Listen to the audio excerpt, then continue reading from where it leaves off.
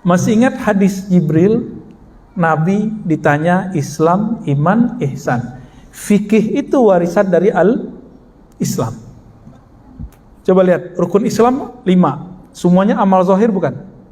Syahadat, sholat, zahir. Puasa, zahir. Zakat, di luar zahir kita malah. Ya. Haji, zahir nggak? Bapak haji pakai perasaan atau pakai badan? Saya mau ke Mekah nih. Cing, bisa begitu nggak? Nggak bisa, Pak. Mesti pakai badan. Saya mau zakat pakai hati, bisa nggak?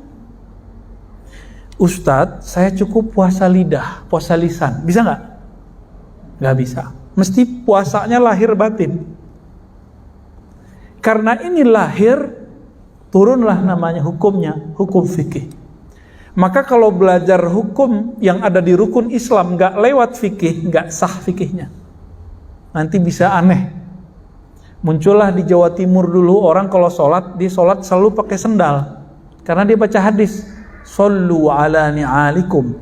Sholatlah kamu pakai sendal, pakai tarompa, ya. Benar namanya gitu. Itu mereka pakai sendal, Pak. Jadi aneh nggak?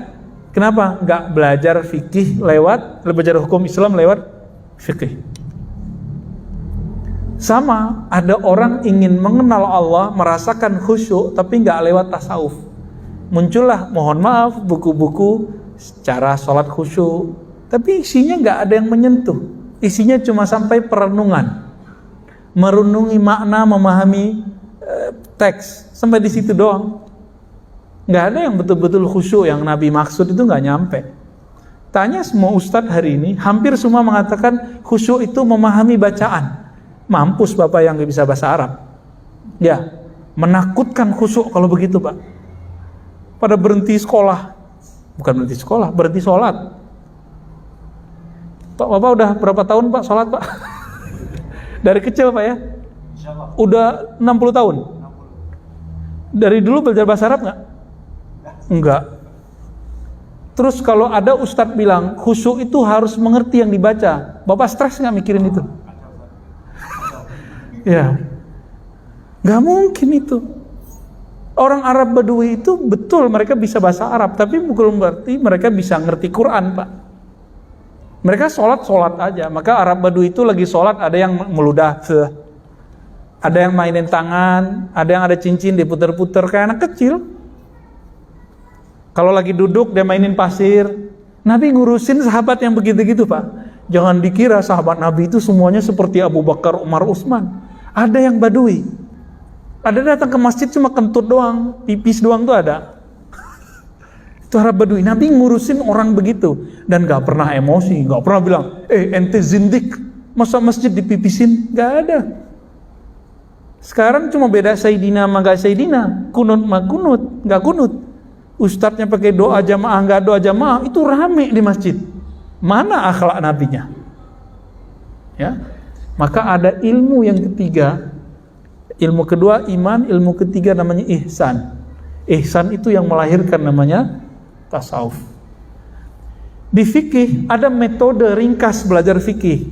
Bapak kalau saya suruh pelajari cara sholat, buka Al-Quran, ketemu nggak rukun 13? Nggak. Di situ ada bacaan usoli, ada nggak di Quran? Makanya mereka biar nyuci otak orang awam begini, kamu baca nih Quran hadis, gak ada usoli gitu, untuk batalin usoli. Emang gak ada, ya. Dia aja gak ada di Quran kok yang ngomong itu. Dibuka di Quran itu cuma perintah, aqimus shalah, aqimis shalah, dirikanlah olehmu sekalian sholat. Cuma begitu. Cara sholat di mana? Di hadis. Oke. Sekarang buka Sahih Bukhari, Sahih Muslim. Ketemu nggak cara sholat rukun 13? Hadisnya nyampur-nyampur, Pak. Imam Bukhari nulis mawaqitus sholah, waktu-waktu sholat, satu bab besar. Habis itu kitabul azan. Habis itu baru sifatus sholatin Nabi. Bukan Albani loh ya. Sifat sholat Nabi ala Imam Bukhari itu ada. Itu. Sebelumnya, setelahnya ada tambahan, ada wudu, panjang di situ. Dan gak ketemu tuh rukun yang 6, hadisnya banyak.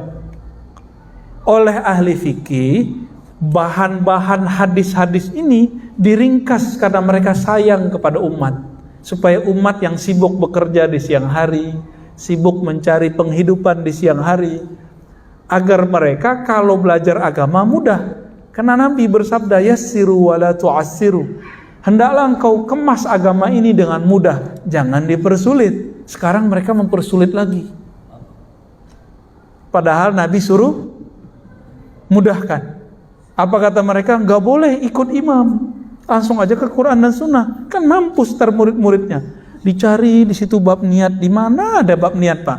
Bapak lihat di Quran gak ada bab niat di sini.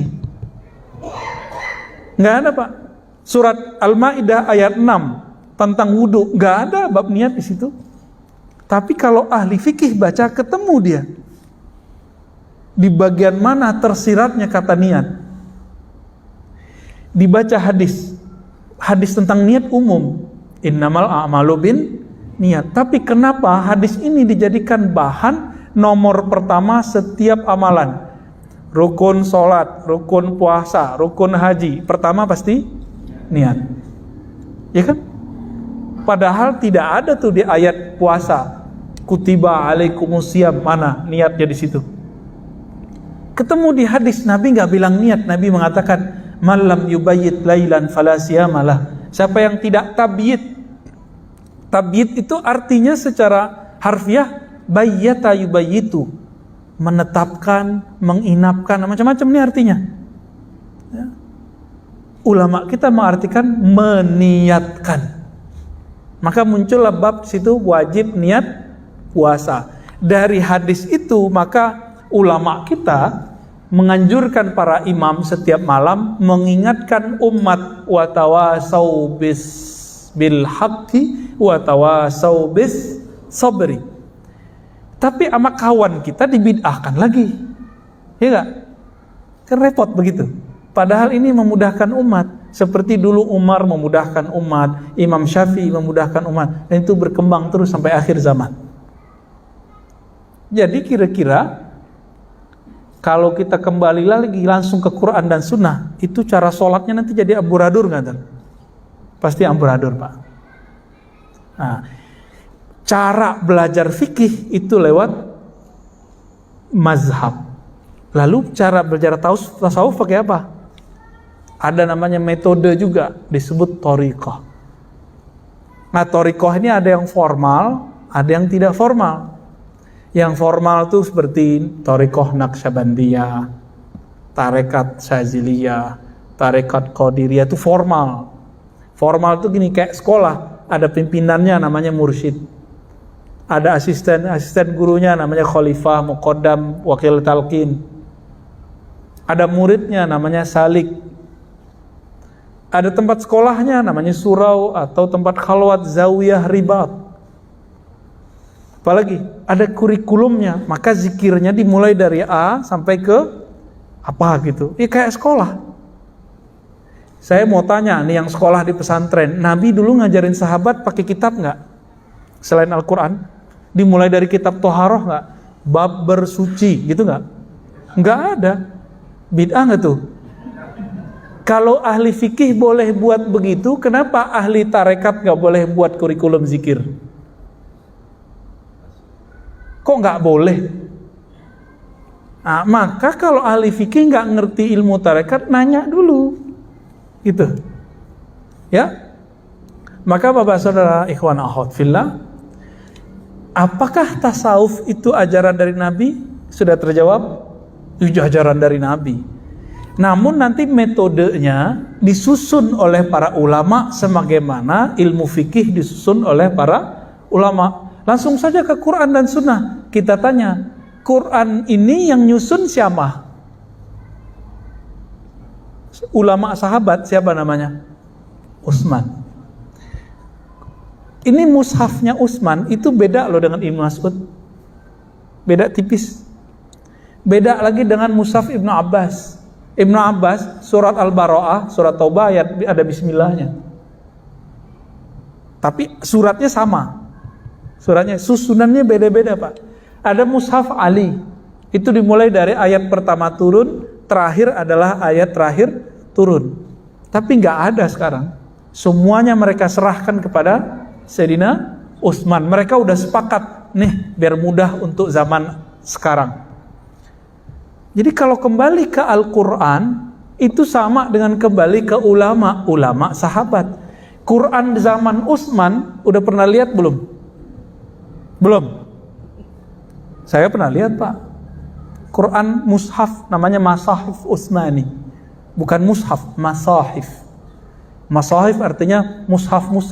Ternyata beliau dulu menyalin 6 mushaf, dan itu udah paling keren di zamannya. Yang agama-agama lain juga belum pernah. Dikirim satu untuk beliau, berarti 5 keluar, satu untuk beliau. Salah satunya itu oleh Timur Leng, orang Uzbekistan. Disalin, kalau sekarang fotokopi, kalau dulu kan nggak ada mesin fotokopi, dikumpulkan ahli kaligrafi, khattat istilahnya, disalin semua. Saya baru lihat, oh begini model salinannya, sedikit beda-beda dikit dengan yang aslinya, hampir sama, nggak ada titiknya Pak, nggak ada barisnya. Terus yang ngasih baris siapa? Yang ngaris harokat siapa? Tasdid siapa? Titik siapa? Ayo siapa yang ngasih? Ulama. Katanya nggak boleh ikut ulama, langsung aja ke Quran dan Sunnah. Kayak istiqomah ini ya. Iya, temannya Bapak. Iya, jenggotnya sama Pak. Ya, tapi itu jenggotnya tawadu Pak. Mancing-mancing dia. Gak boleh Cang Nangdar. Kata mereka apa? Langsung ke Quran. Quran ini yang menyempurnakan cara bacanya ulama. Bacaannya sama. Jadi kalau Utsman bin Affan baca, kita baca Quran kita begini nih, lengkap nih. Banyak awan-awannya kan? Ya kan? Ada baris-barisnya. Itu bunyinya sama dengan Utsman. Kalau dia baca Quran kita, dia nggak ngerti Pak. Sama seperti kita nggak ngerti baca Quran Utsman, tapi teksnya sama, cara bacanya beda karena Utsman belum dikasih tahu cara harokat ini.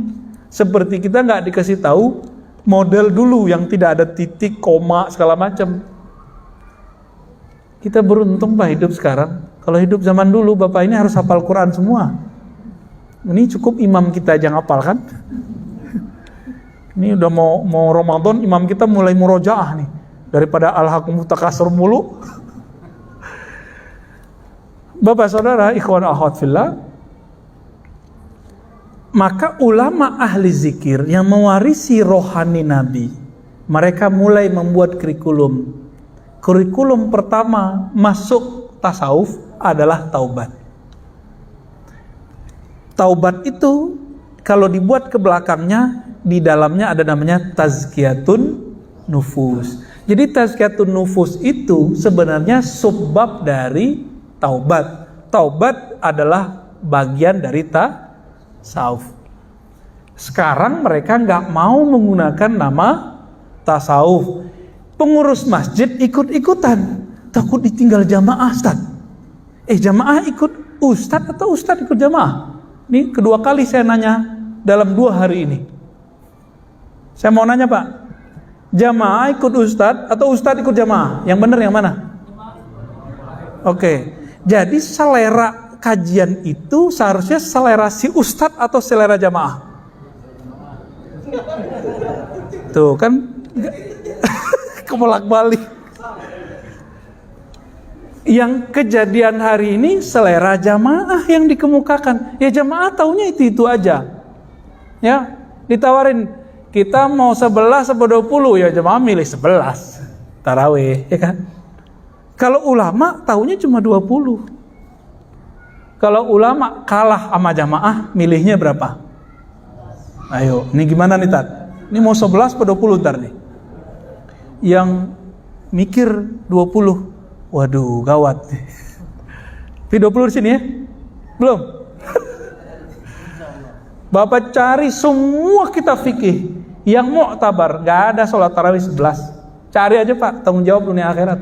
Baru belakangan muncul Imam Son'ani, ya, Albani, Mubarakfuri, baru belakangan. Nggak ada ulama terdahulu. Katanya mazhab Syafi'i. Kunut sih udah bagus. Antum udah kunut kan? Ya udah kunut ya. Kayaknya mulai terancam nih yang 11 nih. Ya, ntar ngomong lagi. Tat, aneh belum lahir udah 11 rakaat. Emang itu dalil? Sejak kapan? Saya belum lahir di masjid udah 11 rakaat. Emang itu dalil? Kan enggak konsisten orang-orang ini. Banyaklah masalah kita Pak. Ini kita cuci-cuci, bongkar-bongkar ini. Ya. Siap dibongkar? Hah? Bongkar. Mari kita bongkar. Bapak saudara makar Allah, ulama ahli rohani ini karena dia mengerti dalil, dia mengerti metode, dimulailah bab tadi apa? Bab taubah. Itu beda loh Pak. Ahli fikih baca astaghfirullah beda dengan ahli kolbu, ahli tasawuf baca astaghfirullah. Beda.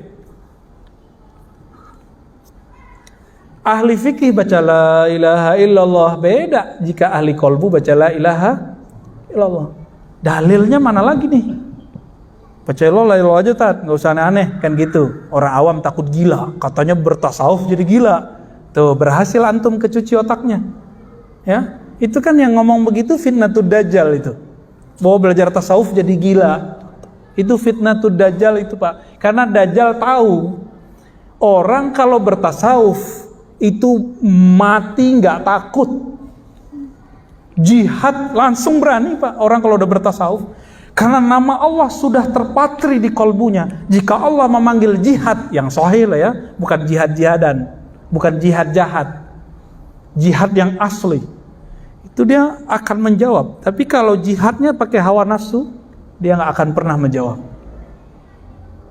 Maka dulu sahabat-sahabat nanya, wahai Rasulullah, ini kami ada yang jihad membela si fulan, membela kelompok, membela partai, membela suku, membela marwah. Apa kata Nabi? Jihad itu bukan itu. Jihad itu kamu berjuang li'ila'i kalimatillahi hiyal ulya. Hadis Sahih Muslim. Untuk mengangkat nama Allah yang tinggi. Di dirinya nama Allah belum tinggi. Bagaimana dia mau berjihad di luar? Nanti sama nasi bungkusnya kalah. Cang nangder ya. Jadi jihad-jihadnya orang hari ini, lapar aja mati jihadnya. Semangat jihadnya cuma karena amplop 50.000, 10.000, mampus dia. Tersinggung dikit di masjid, mundur. Logo nggak muncul, tengkar. Jihad apaan antum? Ya, jihad apaan itu? Itu namanya memperjuangkan kepentingan kelompok, bukan meninggikan kalimah Allah. Kalau sudah ada kalimah Allah, yang lain kecil nggak? Waladzikrullahi akbar. Sungguh menyebut nama Allah itulah yang paling besar, yang lain hilang. Maka di masjid ini nggak boleh ada bendera selain bendera Allah dan Rasulullah. Nggak ada bendera-bendera apa-apa. Tapi kalau ada orang punya bendera, sholat di sini boleh nggak? Buat acara di sini boleh? Jika masih sesuai dengan akidah yang ahli sunnah, yang moderat. Kira-kira begitu Pak. Saya ngomong begini takut nggak Pak? Antum seneng ya? Aneh jadi tumbal ya?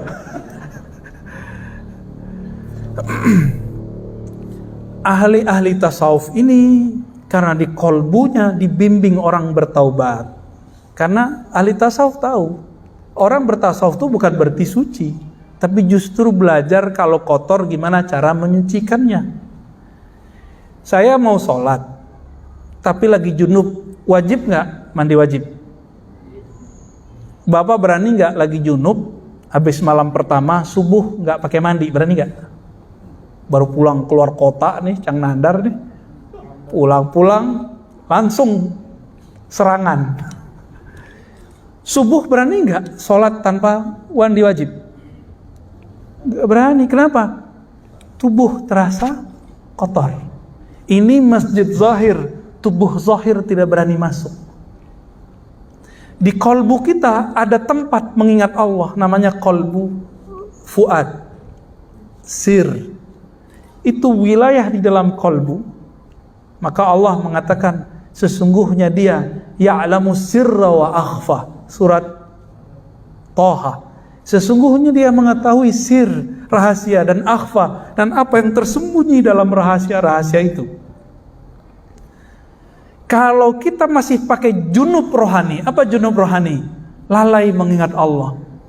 Belum dimandikan dengan tobat, nggak bisa Pak masuk ke situ. Itulah sebabnya kenapa sholat antum tadi nggak khusyuk.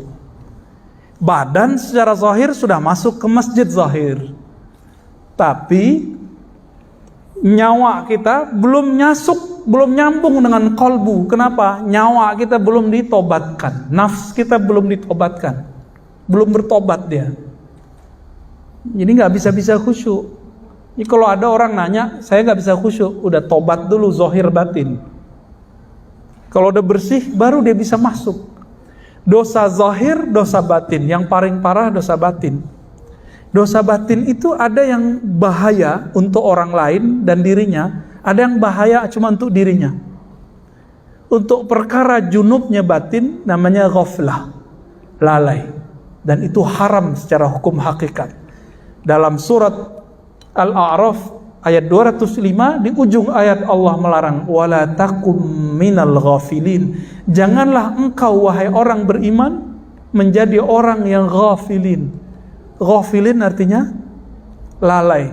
Maka secara Qur'ani lalai itu dosa. Kita bukan hanya di luar sholat, di dalam sholat aja lalai. Benar apa benar? Ya. Gimana dong Pak? Maka sholat kita ini gak bisa menghantarkan kita ke surga. Apalagi katanya as-sholatu mi'rajul mu'minin, tinggi amat kajian ente, ya. Sholat itu mi'raj orang beriman. Lah junub rohaninya belum beres, mau mi'raj, kapan mi'rajnya? Melorot ada Pak. Ya. Melorot iya, mi'raj enggak.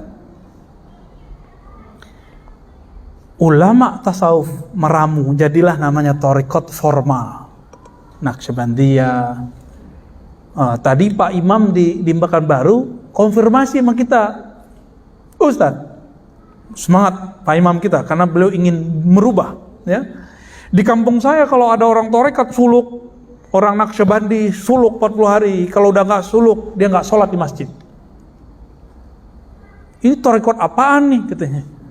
Loh, gak ada urusannya sama thariqat, itu urusannya sama orangnya. Kenapa? Di tempat saya orang kalau sudah suluk rajin ke masjid. Ini salahnya di mana?